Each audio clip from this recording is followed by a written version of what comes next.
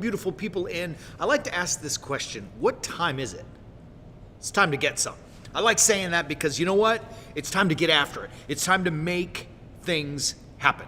No more sitting on the sidelines. Inaction doesn't get it done, obviously. Inaction, you're not getting anything done. And I think it's time for us to step up and get the business done. So with that being said, we're going to continue our study of the 10 Commandments with numero siete, number 7.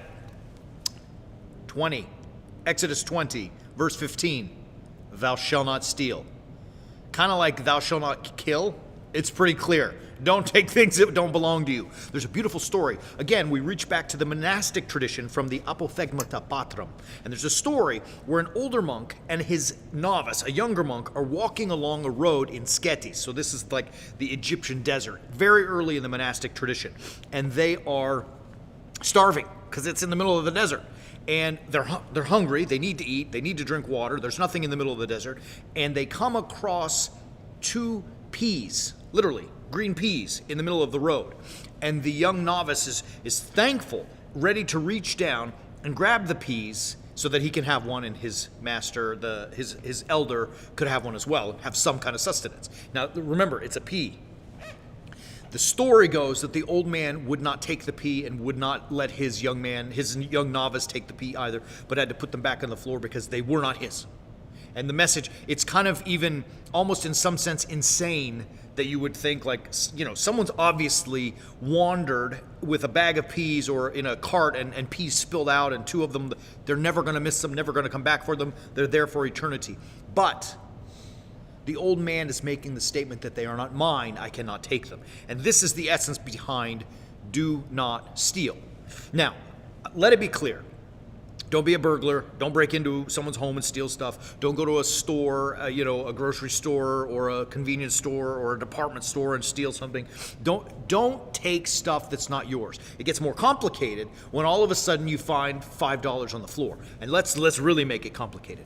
Have you had this happen to you where you are walking behind someone and cash falls out of their pockets, and 20 falls on the floor, a 5 falls on the floor, or maybe even a larger bill, and you know that moment, that temptation. You can say what you want. We've all had that temptation. Oh, they didn't know it fell, right? Free money for me. Or do we pick it up and say, excuse me, sir, excuse me, ma'am, you drop this, right? Like, I know you know what's the right thing to do, but you can't say that temptation hasn't been there to, right? The challenge we have to say is that in all things, we've got to stay focused and not take things that don't belong to us, right? Now, there are some things that are okay to steal.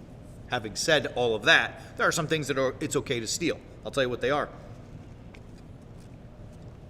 I often steal a glance at my beautiful bride. I look at her and she bats her eyes and I bat my back, and I steal that loving glance at that beautiful woman.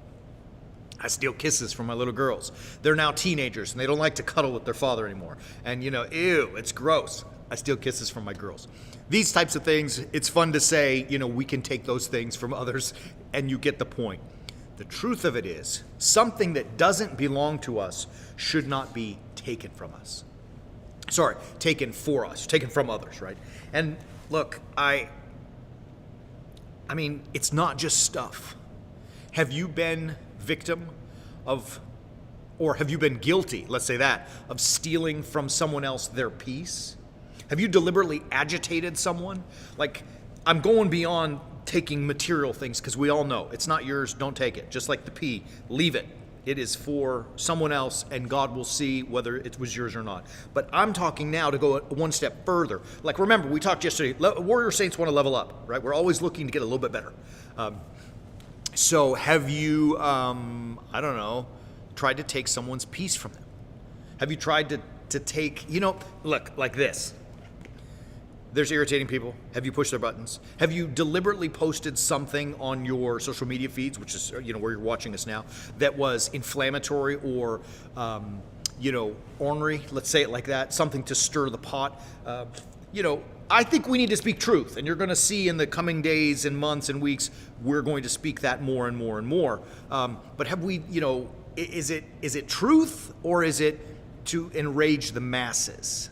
You know what I'm saying? You know what I'm talking about. And when you do that, it's a very real opportunity, or there is a very real possibility that you are going to steal someone's peace. And I'm going to confess my own sins. Like, when I see that kind of stuff on social media and in the news and all that kind of stuff, you know what I mean? I get agitated with it. And people have deliberately done that. Some people have even deliberately tagged me in order to do that. What I'm saying to you is, are you doing that? That's our goal, is to not steal the peace from other people. And I think we do those things. Here's the short and long of it, is we take things, material, but also peace and comfort from other people, because I think it exposes a lack of trust in God. Like, it's not that how do you say it? It's pretty simple, right? Like, the idea is that if I really, really, really was trusting in God, I wouldn't have to take other things. I know that He provides. I would know that He provides. I would know that He provides. I mean, that's just the bottom line. It is, all right, I may not have all the stuff that He has, and I may not have all the stuff that she has, but I know that God will provide for me the things that I need. And there's comfort in that, beloved. There's great peace in knowing that. There's this beautiful verse, again, we quote from Jesus Christ Himself on the Sermon on the Mount. So in Matthew chapter 6, there's this great section about where God takes care of other things. And He says, look, He takes care of the birds of the air, right? Like, I mean, the actual text says, look at the birds of the air. They don't sow nor reap or gather into barns, and yet your heavenly Father feeds them, right? Are they not of more value? Are you not of more value than them? Of course. The statement is, look, God takes, you hear this statement, God takes care of the birds, He will take care of you. Now, some of that taking care of you is uncomfortable, right? Stretching us to become stronger men and women. I understand that. But nonetheless, God provides for the birds of the air and the flowers of the field, the lilies of the field. He also will provide for you, sometimes in ways that we may not see or expect, but nonetheless, God's providence is there. You got to trust that. Warrior Saints, you got to trust in that. You really got to believe it and trust in it, because it's true. It's there, right? So with all of that being said, I end today's disparate rant about thou shalt not steal. Don't take things that don't belong to you. Certainly don't steal materialistic things, stuff or money or any other object from a store or from another person.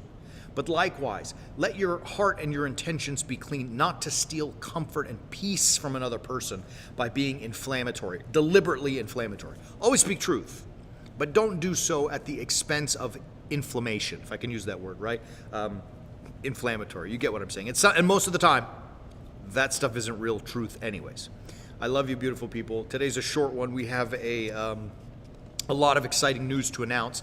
The Warrior Saints Ministry has written, as I said before, her first book, and it is shortly coming, henceforth. There will be more information for that too.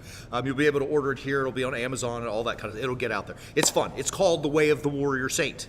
And The Way of the Warrior Saint, How to Live a Crucifixional Life. So it's a really fun text. It's very readable. We appreciate you guys. Your examples for us. We also appreciate when you share and like and ring the bells and do all that good stuff on our feed. Visit warriorsaints.org. Join the movement with us. We grow every single day. It's fabulous.